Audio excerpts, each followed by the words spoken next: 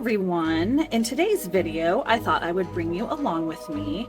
I am creating a mixed media piece for my mom's birthday. It's going to be a Halloween inspired painting. I absolutely love mixed media, using paper and different paints and then drawing on it and then painting with acrylics. It's a really fun process, so I thought I would take you along with me so I could show you how I do it. I'm going to be using matte medium as my glue today, and then I have several different colors of acrylics I'm going to use in the background as well. And then I have, this is just tissue paper. I think I got in a pack of shoes or something like that. I just kept it with me. And then I have an assortment of like Halloween papers. So what I'm going to be doing is gluing these down on the background, and it creates a really cool effect of, you can bring in different colors, and the paper, you can let some of it show through, you can paint over some of it. I just love having like a texture, which just adds interest. So what I'm gonna do is I'll show you how I kind of rip the paper. I put it into smaller pieces, and then I'm gonna glue it down with this. I'll show you a few that like the way that I rip them up, and then I'll kind of speed up this part, or maybe even just kind of do it off camera so you don't have to watch the repetitive part of me just ripping the paper up. And then I'll come back and I'll show you how I start gluing everything down. I am working on a prepared canvas. It's a long one. I can't really show you all of it. So, but it goes really well with what I'm gonna be painting on here, which is a surprise, and I'll show you that in the next video. But to get started, I just take pieces, different sizes. Sometimes I'll leave the square part, and then I'll put that like on the edge. That way it just fits a little bit better. For this one, I won't cover the entire canvas with the paper, but I like to put quite a bit. I don't put as much in the center so that my focal point of whatever it is that I'm painting maybe doesn't have as much of a roughness to it. So I'll tear up a few of these, all different sizes. I'll kind of leave them a little bit bigger since this is a really large canvas, but sometimes I'll actually rip the whole thing so that there is no square edge. So for this one, I think I'm gonna leave this part here, the main part, but I am gonna rip just a little bit off of it. And then I'm actually gonna just kind of put that part like whole, I think maybe.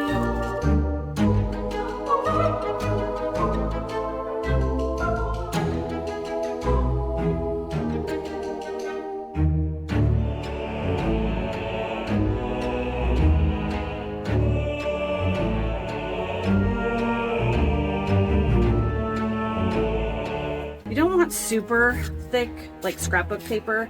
I will use super thick sometimes if that's all I have, but you definitely have to make sure you're using extra glue so that it doesn't lift off. I also go with a color scheme. So I have black, chrome green light, bright yellow, violet, and orange. And I will mix and match. I will use just, you know, cheap craft paint, and then I have like a step up, and then I have actual like artist grade paint. Because I'm gonna seal this when I'm done with Mod Podge, it doesn't really matter if it's light fast or not, because the Mod Podge will seal it and keep it safe from like ultraviolet rays. So, okay, the paint will come after the gluing of everything. So I'll put that off to the side. Now, I don't always do this, but I think for today, the sake of today's video, so that I don't have to waste so much time getting this off of my hands, I am going to put gloves on because this is a little bit messy. So like I said, I'm going to be using matte medium. Golden is a really good brand. And when that one's gone, I have Liquitex, which is also another really great brand. I said this before, I save my yogurt containers, and then I'll just pour some in. And then I use sponge brushes, so that way I can just kind of throw these away if they get torn up or they're just too hard to rinse. Kind of spread them out a little bit off to the side, so you can even kind of put them in piles of the different papers so that you know what you're kind of working with. I also sometimes will just start by pouring some on the actual canvas. You can kind of spread it around a little bit. You want to work kind of fast, so we'll just start sticking some on. And then I kind of try to alternate the different colors, so not there's not a ton that are exactly the same, concentrated in one spot. And I put it upside down, sideways, however I feel at the moment. So I'm getting this nice and covered. Kind of run my fingers over it to make sure there's no like air pockets. And then I'm gonna take the matte medium and just brush it right over. That really glues it down. And then you can kind of run your finger over again if you want to. I'll do mixed media projects in phases sometimes. Kind of do the background first and then maybe go do something else, or kind of take a break, let it dry. You can also dry it with a hair dryer. You just want to be careful, kind of like if you're using Mod Podge, that you don't put the heat too close, or it can kind of make bubbles. And of course, it's okay to leave blank spaces because we're going to use some paint anyways. You just want to make sure you're getting all the bubbles out and get the corners down real well.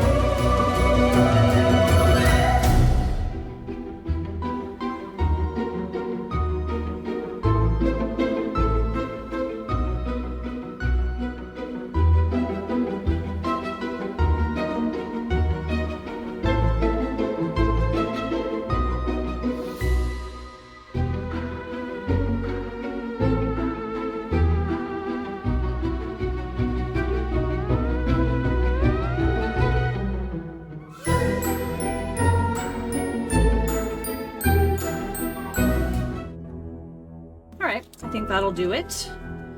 So I'm gonna let this dry, and then I will be back to put some paints on the background as well. It kind of knocks back and kind of blends everything kind of together, pulls it all together. So I will see you in the next part. I'm back. This is dry now. So now I'm going to go ahead and start adding some paint just to kind of pull it all together. I'm using a little bit of each color, and then these are also colors I'll pull into the actual artwork that I'm going to put on. So I have these paint colors, and then I also have white gesso, which I'll kind of put here in the center just to kind of prep this area. Well, probably right, yeah, anyway. So you can apply the paint a couple of different ways. Of course, paintbrush, a couple different kinds. You can also use a sponge again. I like to use a little, just a credit card, expired or whatever. This is an old Sam's card. It's fun just to kind of mush it around. So I'll just kind of squirt some around. I don't want to cover up all the paper because that's why I put it on. And then, but if you smush it around a little bit, some of that paper will show through. You want to be careful if you put one color over another color because they will blend. And if you don't want that to happen, then you can dry it in between. I always have a little hair dryer next to me so you can dry it and then go ahead and put the other color on. Any edges that didn't get covered with paper, I'll make sure I kind of hit those with the paint. And then the sides, I'll probably actually paint those black. You can just use 2 colors, you can use 3 color. I don't want to apply too much because I want to make sure I can see the paper underneath.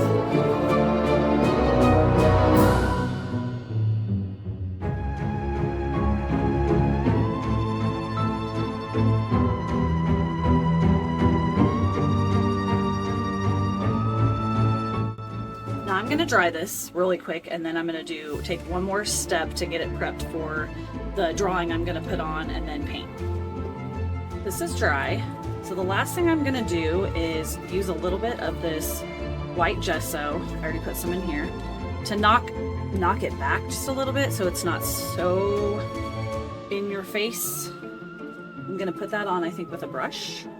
I actually think that might be a little bit more than I wanted, so I'm just going to take a damp paper towel and kind of wipe some of that off. I just wanted a little bit. I'll paint the edges later. So I'm going to dry this real quick and I'll be right back. This is dry. So yeah, this is my mixed media background, collage background, if you will. And then in the next video, I'm going to put my drawing in and then paint that as well. So I hope you will join me for part 2 where we can talk about all the fun things I'm going to do in that video. Thank you so much.